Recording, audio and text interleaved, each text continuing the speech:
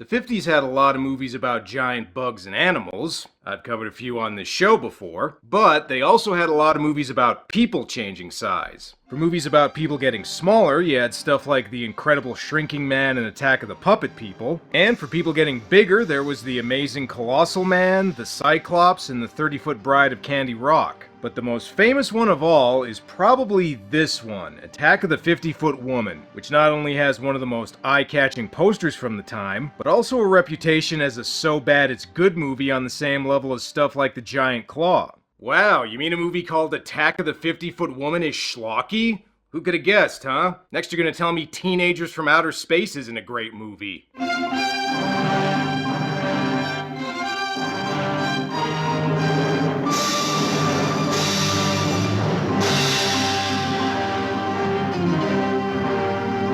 I've done a few 50s sci-fi flicks on this show before, but this one is arguably the cultiest one of them all, to the point where some people who have heard of it might not even be aware that it's a real movie. Just the title sounds like a parody of goofy 50s monster flicks. But nope, it's real, and it's one that's managed to worm its way into pop culture arguably more than any other 50s American monster flick with the possible exception of The Blob. This one comes to us from director Nathan Juran, who's best known for his collaborations with Ray Harryhausen, such as 20 Million Miles to Earth, The Seventh Voyage of Sinbad, and First Men in the Moon. Of course, Nathan also directed several schlockier sci-fi flicks that would be right at home on an episode of Mystery Science Theater 3000, and in some cases actually were. It's a peeping mantis. This one, though, has probably got the thickest layer of cheese of them all. Maybe that's why Nathan has to be credited as Nathan Hertz here. And just for the record, the director of The Giant Claw used his real name on that movie. Attack of the 50-Foot Woman, a movie so big they couldn't fit the whole title on screen at the same time. And this may be about a giant woman, but it still had to be edited by a man. Anyway, like a lot of 50s sci-fi movies, we begin with a news report about, what else, UFOs. Radio Cairo reports a herd of camels stampeded by a comet-like object, streaking southwest across the Sahara. And in Cape Town, Africa, a boar, no doubt. Hey, come on. Just because it's Africa doesn't mean the UFO was seen by a wild boar. UFO sightings have been seen all over the world, which can only mean one thing. Barents Sea, Cairo, Auckland. Oh, say no more, pal. I think I know where this is going. A pattern. Yeah, speaking of The Giant Claw, the effects here are roughly on the same level as that movie, since our first glimpse of the UFO is a beach ball on strings. Well, at least they didn't give it flaring nostrils. Look, lady, it's just a crashed weather balloon. Quit screaming and drive around it. Oops, never mind. Apparently a giant's also there. And judging by the hair on its knuckles, he apparently didn't follow Giant Mom's advice about jerking off too much. Anyway, to get you caught up on the plot, this is Nancy Archer, played by Allison Hayes, a rich socialite whose husband Harry is currently philandering around with his mistress Honey in the 50s sock hop, soda shack, whatever place. You see the way she tore out of here in that big car of hers? She caught us nodding to each other. Whoa, easy, keep it down. In the 50s, nodding to a woman counted as sex after all. Despite currently being married to Nancy, Harry wants to leave her to be with Honey, but he can't because of those damn 1950s divorce laws. Community property routine only works for women. Man hasn't got a chance. Unless the wife dies. Hey, now there's an idea. You kill your wife, and if the police ask any questions, you just tell them you went home and your dinner was cold. Justifiable homicide. Apparently Nancy's had some stints in a loony bin, but how much money does she have that Harry wants it so bad anyways? She'd make a wild driver, Harry, with $50 million. 50 million bucks? Shit, and that's 50 million in 1958 money, which would be like $1 billion nowadays. Now, I ain't saying he's a gold digger, but he ain't messing with no broke lady with a nice figure. Harry, help me! Mrs. Archer, what's the matter? I was driving and saw this horrible effect. I mean, the director has Harryhausen's number. What the hell was he thinking? The townsfolk don't believe Nancy's story, but they have good reason. You think I'm drunk, don't you? All of you! I'm not drunk! I'm not! I had a couple Vicodins and that's it, I swear! Alright, well, she's rich, so I guess the police are just gonna have to humor her. Go get the riot gun. Why the heavy artillery, Chief? There's a flying satellite and a 30-foot giant a few miles out on 66. 30-foot giant? The title says 50. Where the hell did the other 20 feet go? Alright, spread out, fellas. That giant rubber hand's gotta be around here somewhere. You see anything, Chief? Nope, nothing but fake-out scares around here. Not a thing, Mrs. Archer. No prints of any kind either.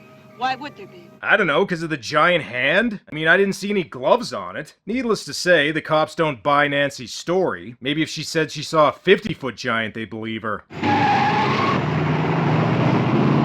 Gee, I wonder why the cops think she's crazy. Evening, Mrs. Archer. Should I pour you a vodka to go with your dinner of more vodka? Nope, never mind. I see you're way ahead of me. Poor Nancy's had a rough night. The cops didn't believe her story, and her husband's cheating on her. As far as I'm concerned, you can go too. Go back to Tony's and that woman you were mooning about. Whoa, that's a pretty serious accusation. In the 50s, mooning somebody was a sex crime punishable by up to 30 years in prison. And as long as we're doing 50s innuendos. Now, you pulled a boner tonight and you know it. Well, at least somebody did, whiskey dick. These two may drink and argue a lot, but I'll bet the makeup sex is amazing. Sometimes Harry gets really freaky and even takes his socks off. Nancy thinks the giant was trying to get the diamond she wears on her necklace. Well, joke's on him, it's clearly plastic. Alright, time for Nancy to go to bed, and the butler's gonna watch through the peephole he drilled in the attic. You know, it's not often that a 50s monster flick chooses to focus on a couple's marital problems instead of the monsters. Although, considering the effects we've seen so far, maybe that's a good thing. Oh, Harry. I couldn't stand that. I need you. You're all I have, Harry. Well, that and $50 million bucks. I'm sure you could probably dump Harry and get a younger guy looking for a sugar mama. Yeah, there you go, Harry. Just give her a Cosby cocktail and then see what you can get for that necklace at the local pawn shop. Alright, so far there hasn't been a whole lot of monster stuff, but this movie does have something else to offer.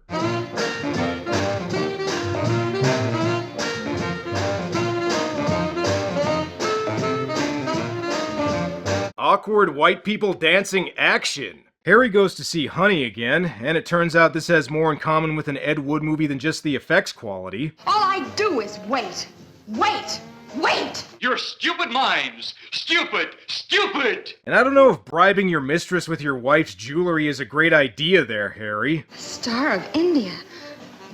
It's the most famous diamond in the world. If it's the most famous diamond in the world, I'm pretty sure somebody's gonna notice her wearing it. Harry has Nancy checked out by a psychiatrist to try and have her committed in order to get to her money. And in the 50s, psychiatrists dressed like mob bosses. Oh, and women dressed like matadors, apparently. Oh man, I had a rough sleep last night. I need a drink. As if things couldn't get any worse for Nancy, even the news starts mocking her. From the Archers' palatial home away from home comes a report that Mrs. Archer has not only been seeing a sociable satellite, but it's inhabited as well.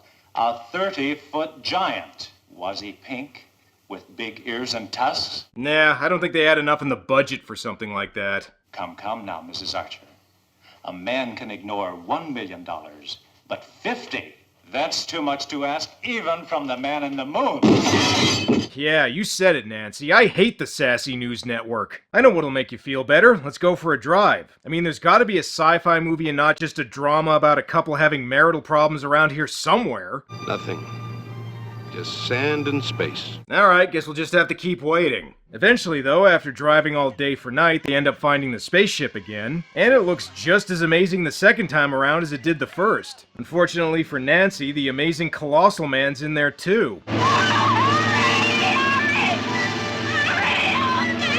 Sorry, bitch, you're on your own. Later. Well, I guess they didn't want to show too much of the giant. We are only halfway through, after all. At this point, I think even Harry's trying to pack up and leave the movie. The closest thing we get to an action sequence is when Harry and the butler get into a fight that looks like a UFC match between two used car salesmen. Hey, honey, I think my wife got eaten by a giant or something. Anyway, the point is we gotta get out of here. Hey, those are the only clothes I've got. Then just go naked. We don't have time. Before Harry's able to skip town, though, he's stopped by Deputy Comic Relief and, I don't know, Stern Librarian Lady? Who the hell is this? And if you're wondering why I called him Deputy Comic Relief... They found Mrs. Archer. I imagine your wife was home all the time on top of the pool house, loaded.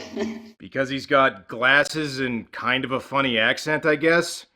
You know, I don't know why I'm even complaining. It could be a lot worse. At least there's no annoying kids in this movie. And don't worry about Nancy. This isn't the first time she's ended up on top of the pool house after a bender. There's some possibility she may have been contaminated. There's evidence of some kind of radiation. Is it the kind of radiation that could make her 50 feet tall? Because we're pretty far into this movie, and so far that hasn't happened yet. Holy crap, it is! And Nancy must be rich if her bedroom's big enough that she can still fit inside it. Well, maybe the radiation just made her hand bigger. Oh, and if you were expecting her to start attacking now that she's big...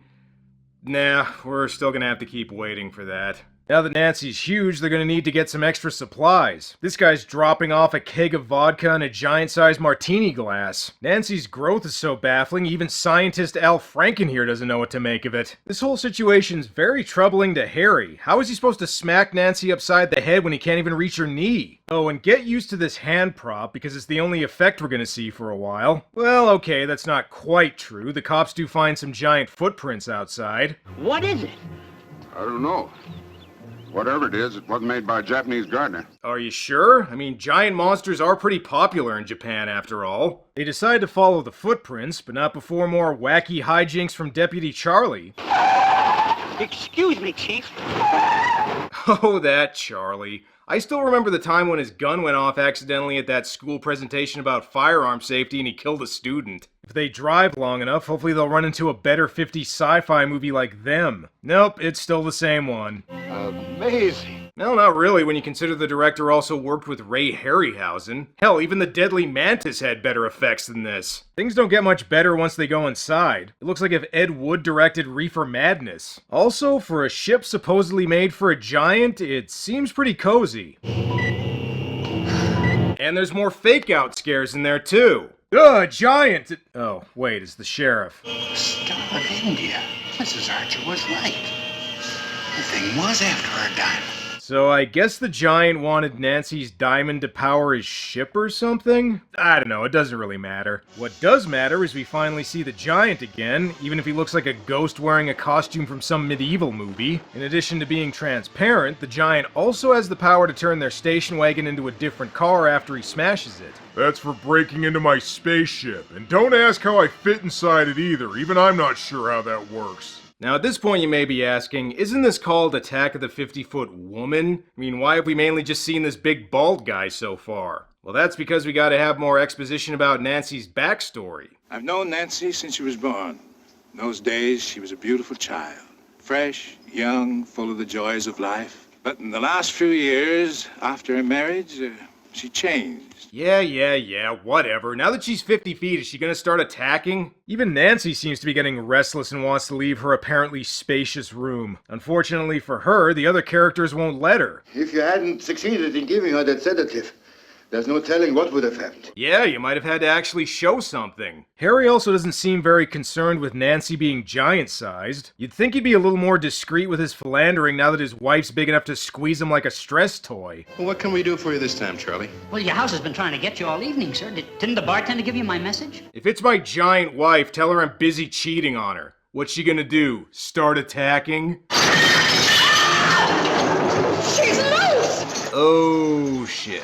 So with less than 10 minutes left in the movie, Nancy finally starts attacking. And considering she tears the roof off her house, I'm still wondering how in the hell she fit in there in the first place. Also, given the effects quality, maybe it's for the best they waited so long. At first I thought the transparency on the giant earlier might have been intentional to make it look more alien, but nope. Nancy's see-through as well. And this might have been forgivable if they didn't just repeat the same footage of her walking over and over again. I'm not joking. They used the exact same shot of her walking, just over different backgrounds. They don't even get her size right a lot of the time either. Just look at this shot. Is she supposed to be 50 feet or 15 feet tall here? Here's a fun fact. According to IMDb, this movie managed to come in $10,000 under budget. And looking at these effects, they probably should have spent that extra 10 grand. The close-up shots are a little better, I guess, in that Allison Hayes doesn't look like Casper the Busty Ghost. I don't know, maybe I'm just jaded by the effects and stuff like Ape. One thing's for sure, these shots are still better than that big floppy hand prop they keep using. Alright, I know I sorta did this last episode, but I'm just gonna play a clip from one of the Harryhausen movies this director made to show you what he's capable of.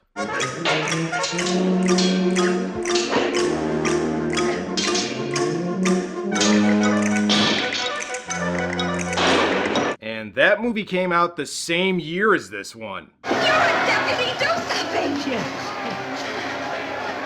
I can't shoot a lady. Okay, then just pretend she talked back to you and bust her lip open. See, Harry's got the right idea. Unfortunately for him, his cheating ways are put to an end when Nancy gives Honey the same treatment Jack Palance got at the end of The Shape of Things to Come. Nancy!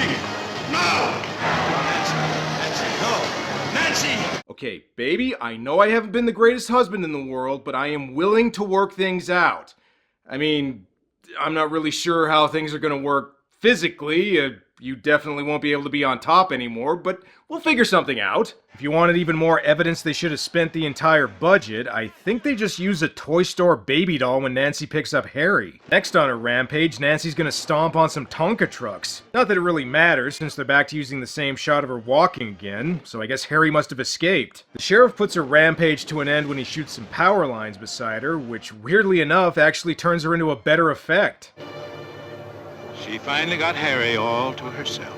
Ah, yes. 'Twas Beauty killed the Beast. Or Beast killed Beauty? Whatever, the movie's over. So that's Attack of the 50-Foot Woman, which should have been called Extremely Long Build-Up to a Leisurely Stroll of the 50-Foot Woman. This movie is only slightly over an hour long, and it still feels like it takes forever for Nancy to finally get to her rampage. In fact, you could take out just a few minutes and easily turn this from a sci-fi movie to a drama about an alcoholic married couple. Also, even by 50 standards, the effects here are pretty laughable, especially when you consider the director worked with Ray Harryhausen the same year this came out. But I do gotta admit, once Nancy finally goes on her rampage, the movie does justify some of its cheesy reputation. Too bad it only happens in the last few minutes. Despite not quite living up to its so bad it's good reputation, Attack of the 50-Foot Woman still had an impact on popular culture, inspiring several parodies and even a remake in 1993, which, surprise surprise, is actually a pretty decent remake that manages to be better than the original. Bad movie fans might find some stuff to enjoy here, but I really wish this movie had been as awesome as its poster. But at least this movie teaches people a valuable lesson, which is that if you want your wife's money, make sure you kill her before she turns into a radioactive giant. Well, that's all for now. Until next time.